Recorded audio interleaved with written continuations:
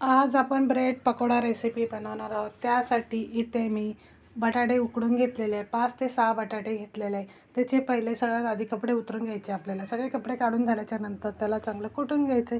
तुम्ही त्याला कशानेही कुटू शकतात. चांगली बारीक कुटून झाल्याच्या नंतर इथे पाहू शकता तुम्ही चांगलं कुटून घेतलेलं आहे. आता एका पॅनमध्ये मी इथे तेल घातलेलं आहे. त्याच्यामध्ये हिंग आणि राई जर उड्या मारायला लागली तर त्यामध्ये जिरे घालायचे, हिरवी मिरची घालायची आणि नंतर कढीपत्ता कापून घातलेला आहे.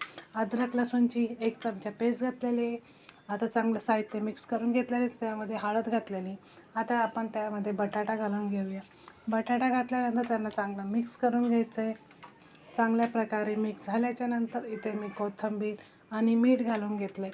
आता पुन्हा एकदा चांगलं त्याला मॅश करून घ्यायचं आहे. इथे एकदा मॅश झालं. एका वाटीमध्ये मी इथे बेसनाचं पीठ घेतलेलं आहे आणि त्याच्यामध्ये हळद, मीठ, लाल तिखट आणि पाणी घालून चांगलं मिक्स करून घ्यायचं आहे. इथे चांगल्या प्रकारे मिक्स झाल्याच्या नंतर आपण इथे मी ब्रेड घेतला आहे आणि ती भाजी तयार केली होती ती मी याला लावून घेते. आता अशा प्रकारे असं सँडविच बनवून घ्यायचं आहे आणि त्याला मग आपल्याला कट करून घ्यायचं आहे.